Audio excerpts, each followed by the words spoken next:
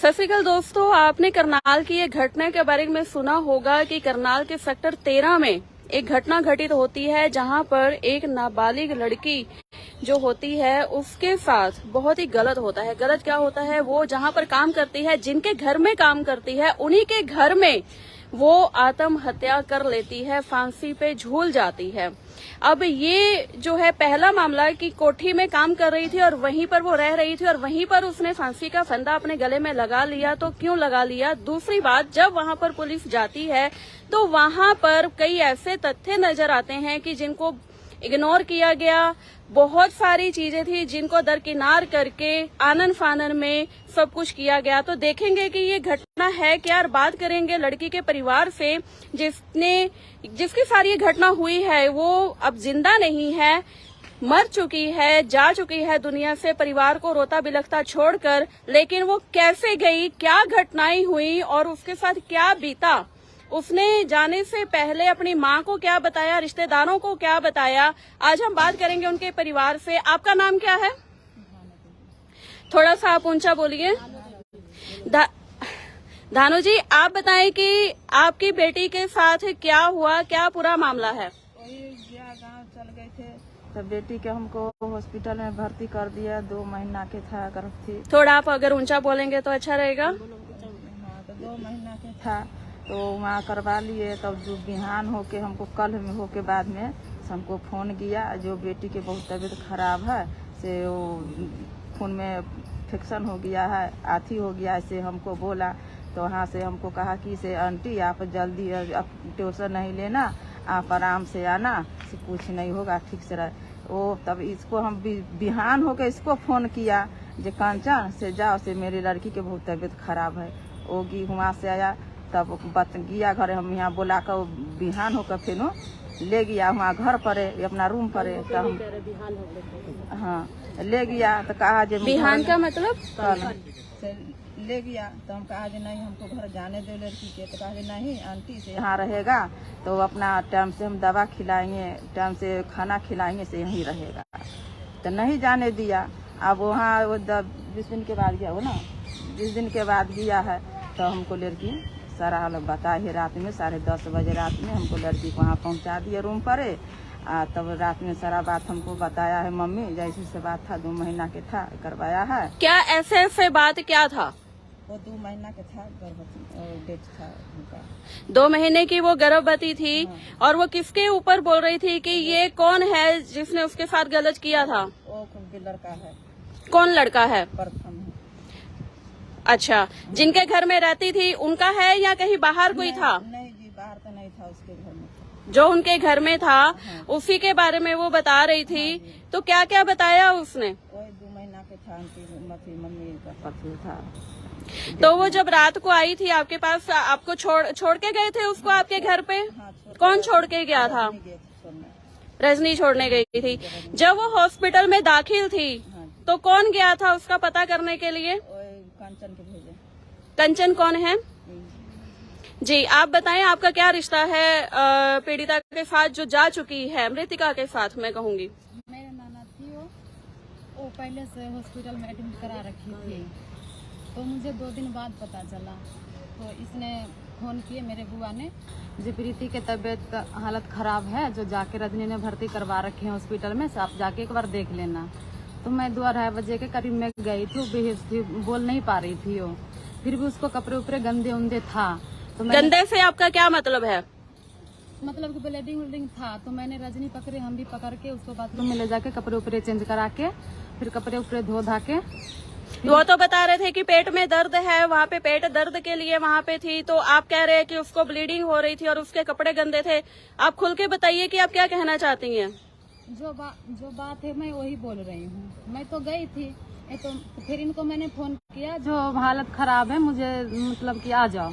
इसने गाड़ी पकड़ के 2 दिन में आ गई थी। 2 दिन तो गाड़ी में लगते थे, तो आ गए थे। फिर मैंने वहाँ से, इसने बोले जाने दो घर पे, तो उसने जाने नहीं दिया क्योंकि होश नहीं था उसको होश नहीं था वहाँ पर, और कपड़े उसके सारे ब्लीडिंग से सने हुए थे। तो आपने चेंज करे? हाँ जी। आपने बदले कपड़े? हाँ जी। आप ही ने धोए कपड़े? हाँ जी। अच्छा, तो आपको क्या लगा कि उसकी ऐसी हालत क्यों है? ऐसी हालत बस मैं तो इनको फोन कर दी थी, फिर इसके आगे अब मुझे उतना वो नहीं था। जी, फिर गार्जियन था ना, तो उनको बताना जरूरत था, तो मैंने इनको फोन कर दिया कि आप आ जाओ। ठीक है। तो आपने इनको बताया कि उसकी हालत खराब है तो आप यहाँ पर आ जाइए, तो ये फिर लोग यहाँ से आ गए। आप मुझे बताइए कि जब उसकी वो हॉस्पिटल में दाखिल थी तो आप उसको घर क्यों नहीं लेकर आए, या उन्होंने आपके घर पे क्यों नहीं भेजा जिन्होंने हॉस्पिटल में एडमिट करवाया था? किसने करवाया था हॉस्पिटल में एडमिट? हाँ, रजनी करवाई थी। रजनी कौन है? मलकिन है कोठी वाली। कोठी वाली मालकिन है, जहाँ पे वो काम करती थी, रजनी नाम है उनका। तो वहाँ पर वो लेकर गए हॉस्पिटल। कौन से हॉस्पिटल में लेकर गए थे वो? हाँ जी, बिरिख वाले में। जोर से बोलो। बिरिख वाले में। वीरक हॉस्पिटल में लेकर गए थे वो? जोर से बोला। वीरक हॉस्पिटल में लेकर गए थे? कौन से हॉस्पिटल में लेके गए थे? बिरिख वाले में लेकर गए थे। वीरक हॉस्पिटल में लेकर गए थे, तो वहाँ पर उसका इलाज हुआ, ये बता रहे हैं आप कि वहाँ पर इलाज हुआ। तो उसके बाद वो आपके घर आई 15-20 दिन के बाद? हाँ, 20 दिन के बाद गई थी। तो फिर क्या हुआ, उसने क्या बताया आपको? बताइए, जो मम्मी 1-2 महीना की था तो खलास करवा दिए थे। डिलीवरी दिया है मैंने। खलास करवा दिया मतलब? बच्चे को। अच्छा। हाँ जी, करवा दिया। अच्छा। तो जिस दिन हम आया ना वहाँ से 7 तारीख के, तो वो दिन 6 बजे में नाम कटा के यहाँ ले आया। और वो हम कहा जो कहा कि आप आंटी आप लिए चल जाओ, से डॉक्टर आएगा तो आप लिए चल जाओ। हमको लिया उतार दिया। शाम में 6 बजे में नाम कटा के घर पर लाया। तो घर पर लाया तो कहा कि से आंटी, हम कहा जो बेटियों हमको कहा जो मम्मी से घर पर हम जाएंगे। तो नहीं बेटे से नहीं जाना है घर पर, से यहाँ रहेगा तो टाइम से दवा खिलाएंगे, टाइम से खाना खिलाएंगे, तो यहाँ रह जाओ, यहीं रह जाओ। हमको ही बात बोला जी यहीं रहने दो, नहीं जाने देंगे, यहीं रहने दो। जब 15-20 दिन हो गया है तब वो 10:30 बजे रात में हमको सोमवार को रात में वहाँ पहुँचा दिया।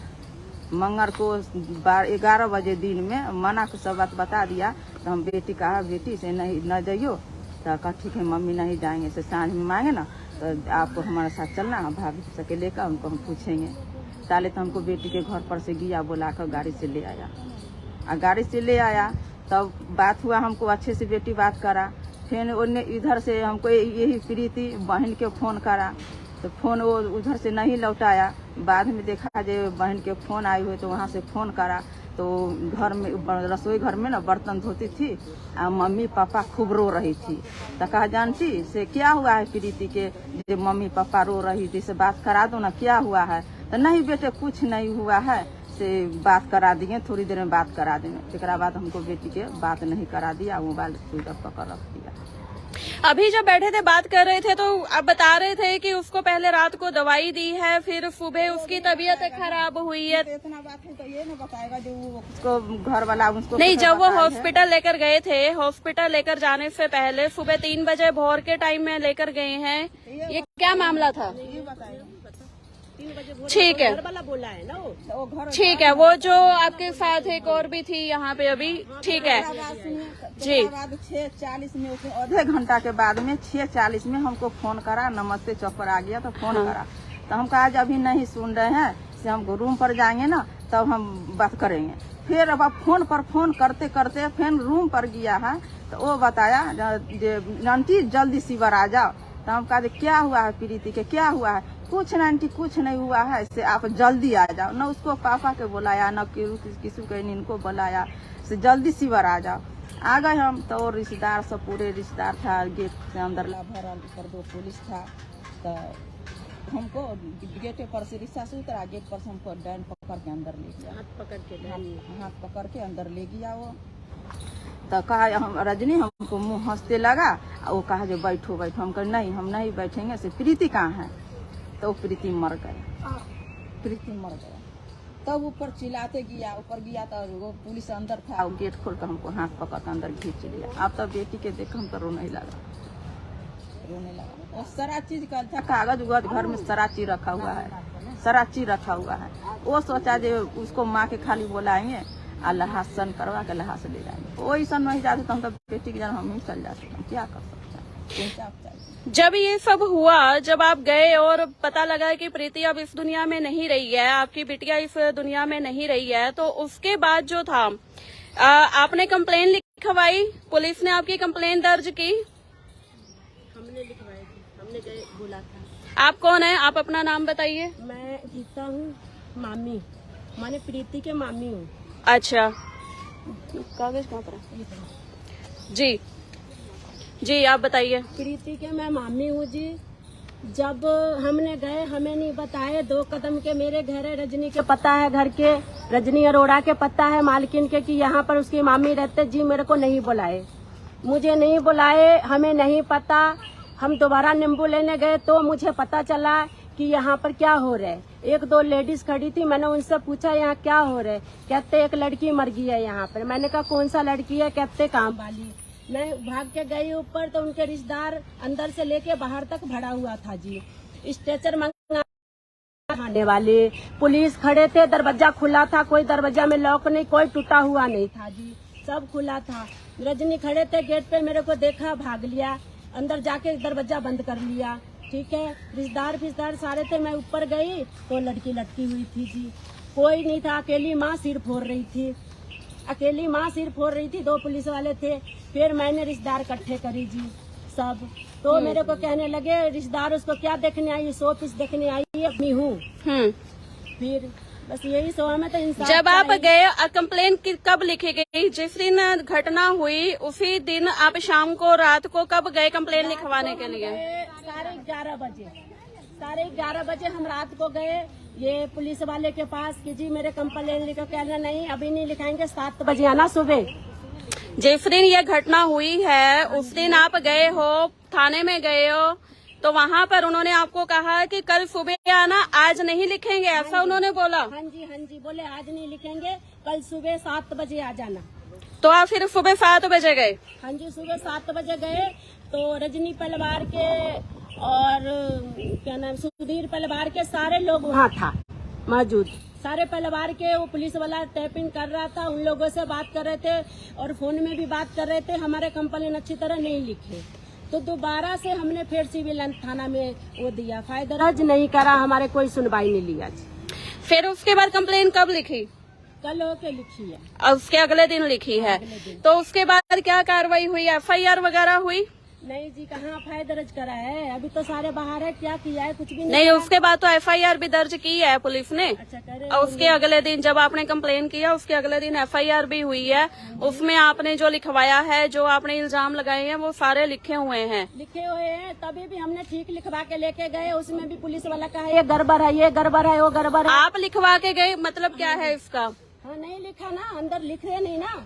यानी कि आपका कहने का मतलब है कि अंदर जब थाने में थे, वहाँ पे आप कंप्लेन लिखवाने गए थे, वहाँ पे किसी ने आपकी कंप्लेन नहीं लिखी।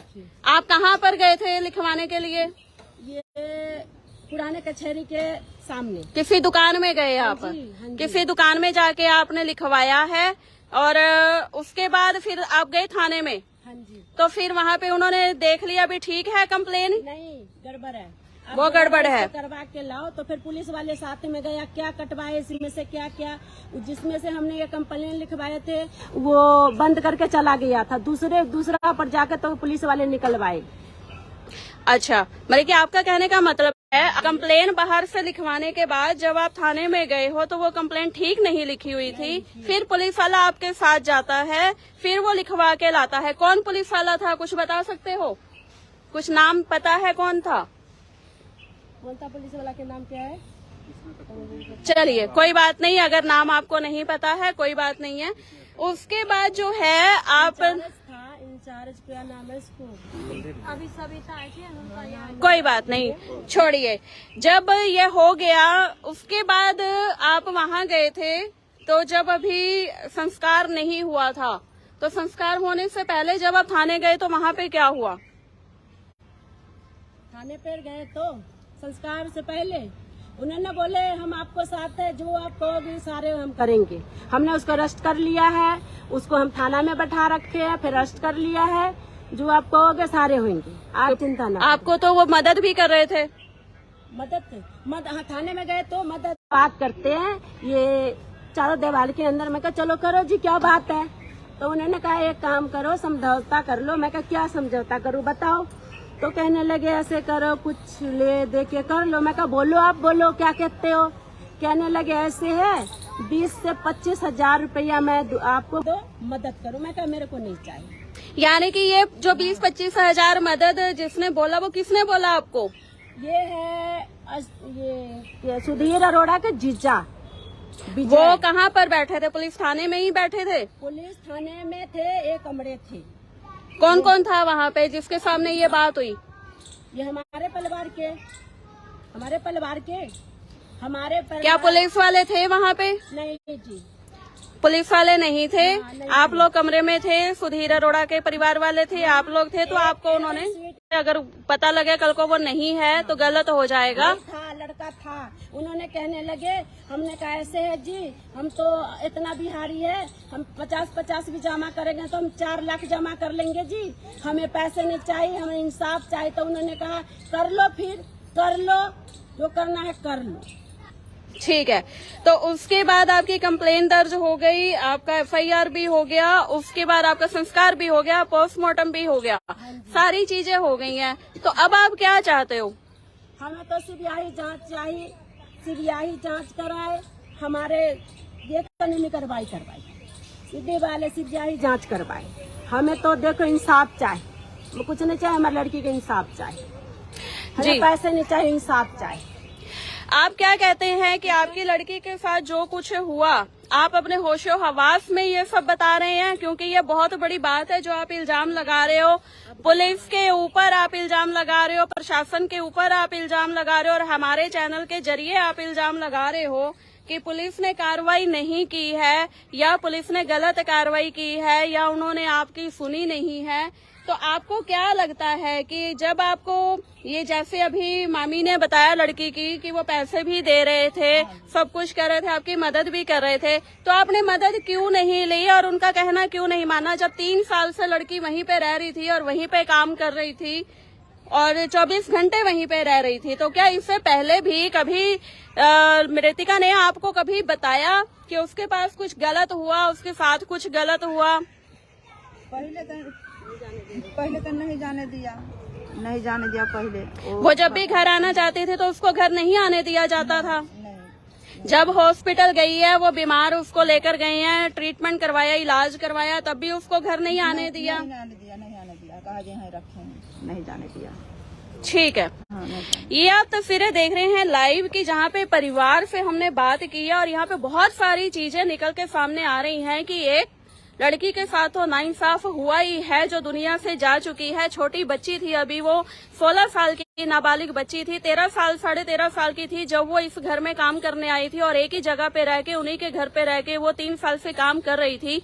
उसके बावजूद उसके साथ इतना गलत हुआ कि वहां पर उसके ऊपर जो है मौत मंडराने लगी और वो इस दुनिया से जाने को मजबूर हो गई, या उसको किया गया। ये तो बाद की बात है, इन्वेस्टिगेशन की बात है। हमने बात की, पुलिस डिपार्टमेंट से भी मैंने बात की, बहुत सारे लोगों से बात की, हॉस्पिटल से भी बात की, लेकिन कहीं पर भी कोई भी मुझे जवाब नहीं मिला। सबने यही कहा कि ऐसा कुछ भी नहीं है। लेकिन अगर मैं एक चीज अगर आपको मैं दिखाऊं कि ये छोटी सी चीज नहीं है जो मेरे हाथ में है, ये रोजनामचा है पुलिस का। जो रोजनामचा होता है, ये करना चाहिए था स्टार्टिंग में। जब पुलिस जाती है तो उसी टाइम वो एक रिपोर्ट बनाती है कि यहाँ पर क्या हुआ, फोरेंसिक टीम जाती है, सब कुछ होता है। लेकिन आनन फानन में वहां पे जो चीजें की गई, शाम को 6:40 की घटना थी और 22 तारीख को शाम को 6:40 की घटना थी। उसके बाद परिवार वाले जाते हैं और वो वहां पर कंप्लेन करने जाते हैं तो उनकी कार्रवाई नहीं की जाती, जैसा परिवार वालों का आरोप है। अगले दिन 23 तारीख को, यानी कि 22 की घटना है, पूरी रात बीत जाती है और अगले दिन सुबह 7 बजे बुलाया जाता है परिवार को कि आप आकर यहाँ पर अपनी कंप्लेन दर्ज कराइए, क्योंकि इल्जाम बहुत बड़े थे। और वहां पर सुबह 10:19 पर फिर ये रोज नामचा दर्ज किया गया, जिसकी मैंने अभी आपको तस्वीर दिखाई है। और यहाँ पर एक बहुत ही बड़ी चीज लिखी हुई है, जब कहीं पर भी कोई मर्डर होता है, कहीं पर भी कोई क्राइम होता है, कहीं पर कोई आत्महत्या होती है, तो आत्महत्या यूं ही कोई शौक से नहीं कर लेता, शौक से कोई यूं ही फंदे पे नहीं झूल जाता। उसकी तफ्तीश किए बिना पुलिस ने ये लिख दिया कि इसमें कोई भी अपराध होना नहीं पाया गया है। ये जो डीडीआर है, जो रोज नामचा है, उसके अंदर ये लिखा हुआ है कि कोई भी अपराध होना नहीं पाया गया है। तो जजमेंट पहले दिन ही दे दी गई कि 22 तारीख को लड़की की मौत हो जाती है, फांसी पे झूल जाती है, कोठी पे जहां पे वो काम करती है। उसके बावजूद वहां पर कुछ नहीं किया जाता। बाद में उसका जो पोस्टमार्टम है वो भी परिवार वालों को समझा बुझा कर, कोई पैसे का लालच देकर किया जाता है कि आपको हम मदद देंगे पैसे के नाम से, तो वो भी परिवार वाले मना कर देते हैं। लेकिन कोई पुलिस जो है वहां पे ऑफिसर आते हैं, उनको बताते हैं, समझाते हैं कि हम आपके साथ हैं, प्रशासन आपके साथ है, तब जाके जो परिवार है वो दाह संस्कार के लिए तैयार हो जाता है कि इस उम्मीद में कि हमें यहाँ पर इंसाफ मिलेगा। लेकिन नहीं जानते कि गरीब का कोई नहीं होता, पैसे वाले की दुनिया होती है। तो यहाँ पर जो ये निकल के सामने आ रहा है, मेरे हाथ में जो है वो रोज नामचा है, जो 23 तारीख को लिखा गया। और इसमें जो लिखा गया कि जो तस्दीक की गई है उसमें कोई भी जो है अपराध होना नहीं पाया गया है। तो यहाँ पर अपने बयान लिखे हैं, पुलिस वालों ने लिखा है कि जो बयान से किसी भी तरह का कुछ नहीं है, अनूठा जो तस्दीक करे ऐसा कुछ नहीं है। यानी कि एक नाबालिगा किसी के घर में काम कर रही थी, रह रही थी, 24 घंटे रह रही थी। 20-22 दिन पहले उसको हॉस्पिटल लेकर जाया जाता है। जो परिवार वाले आरोप लगा रहे हैं कि उसका अबॉर्शन किया गया था और जबरदस्ती उसको पहले कोई दवाई दी, उसके साथ गलत किया गया, उसके बाद उसको हॉस्पिटल लेकर गए और हॉस्पिटल में जाके वहां पे उसका जो है अबॉर्शन किया गया। उसके बाद भी उसको उसके घर नहीं भेजा गया या उसके माँ बाप को नहीं बताया गया कि यहाँ पर आपकी बेटी ठीक नहीं है, आप इसे घर ले जाइए, इसको घर जाके अपना ट्रीटमेंट करवाइए, जब ठीक हो तब हमें भेज दीजिएगा। लेकिन ऐसा कुछ नहीं हुआ। वो वहां पर रखते रहे, वहीं पर बातें करते रहे, वहीं पे जो उन्होंने करना था वो करते रहे। और उसके बाद जो खबर आती है 22 तारीख को कि लड़की ने जो है सुसाइड कर लिया है। अब ये तफ्तीश होगी या नहीं होगी, ये पुलिस के ऊपर है, इन्वेस्टिगेशन के ऊपर है, ये हम नहीं जानते हैं। क्योंकि कल जब मेरी बात हुई है SHO साहब से, तो उन्होंने मुझे बोला कि अगर चाहे तो 1 महीने में भी हो सकती है और अगर ना चाहे तो 4 साल भी लग सकते हैं। तो ये उनके वर्ड थे जो उन्होंने बोला मुझे। तो उसके बाद जो है बहुत सारे लोगों से मैं मिली, लेकिन हर एक ने यही बोला कि ऐसा कुछ नहीं है, जो कुछ था वो लड़की का कुछ ऐसा नहीं था, वो नेचुरल था, वो उसने फांसी लगा ली, वो डिप्रेस थी, वो उसको कुछ भी जो है इस परिवार से कोई भी ना तो खतरा था, ना ही उसके साथ कुछ गलत हुआ था। यानी कि पोस्टमार्टम रिपोर्ट जो है वो भी किस तरीके से बनाई गई या बनवाई गई या बनी, इसके ऊपर भी सवाल है। कल को फोरेंसिक टीम जो आई थी या नहीं आई थी कुछ पता नहीं है, क्योंकि वीडियो में कुछ साफ नहीं है, क्योंकि पुलिस वाले ही नजर आ रहे हैं, वही उसको फंदे से उतार रहे हैं। तो वो भी सवालिया निशान लग जाता है कि वो जो रिपोर्ट आएगी वो हॉस्पिटल वालों ने भेजी है रिपोर्ट फोरेंसिक लैब को, ना कि वो अपने कुछ सबूत वहां से इकट्ठा करके लेकर गए हैं, ना ही उन्होंने वहां पे कुछ ऐसा देखा होगा या किया होगा। जो वीडियो में नजर आ रहा है हम उसके बिना पे बात कर रहे हैं। हाँ, अगर कुछ निकल के आता है कि जैसा परिवार वाले बोल रहे हैं कि हॉस्पिटल में उसके साथ ऐसा ऐसा हुआ है और ऐसा वो 2 महीने से गर्भ की थी, तो ये सारी चीजें फोरेंसिक में भी अगर नहीं आती हैं तो फिर इसमें 2 ही चीजें हो सकती हैं, या तो परिवार झूठ बोल रहा है या फिर तथ्यों के साथ छेड़छाड़ की जा रही है। क्योंकि एक चीज और भी सोशल मीडिया पे बड़ी घूम रही है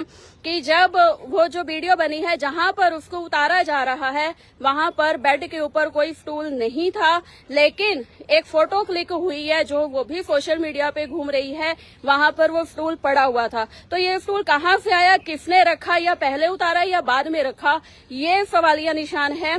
क्योंकि जब घर के होते हैं, पुलिस वहां थी या कोई पत्रकार वहां पर गए थे, तो नहीं कह सकते कि किसने ये काम किया है या किससे ये हुआ है। तो ऐसा हम कुछ भी नहीं कह सकते, लेकिन उम्मीद करेंगे कि आप लोग ज्यादा से ज्यादा इस वीडियो को शेयर करेंगे और गरीब परिवार को जो है इंसाफ न्याय दिलाने में मदद करेंगे। और ज्यादा से ज्यादा आप लोग इसे आवाज उठाइए कि जो नाबालिग लड़कियों के साथ, बच्चियों के साथ ऐसा कुछ मामला होता है, आपके भी आसपास में अगर कोई ऐसा मामला होता है तो आप संपर्क कर सकते हैं, बेधड़क से आप बात कर सकते हैं। तब तक के लिए बने रहिए आप हमारे साथ। और अगर आपको कुछ लगता है, कुछ भी आपको अपने आसपास में गलत चीज होती हुई दिखाई देती है, तो आप संपर्क कर सकते हैं।